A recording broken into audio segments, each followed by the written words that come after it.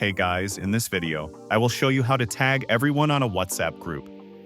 Alright, so let's begin with the video. First of all, open WhatsApp on your device and make sure it is updated to latest version available. After that, sign into your account and you will be redirected to this page. Now, navigate to the group chat where you want to tag everyone. In the message box, type everyone to bring up a list of group members.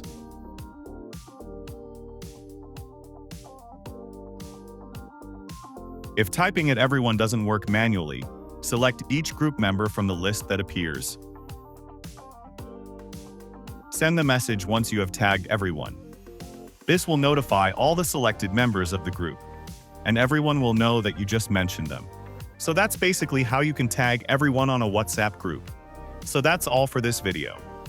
Consider subscribing if you find it helpful, and I'll catch you in the next one. Thanks.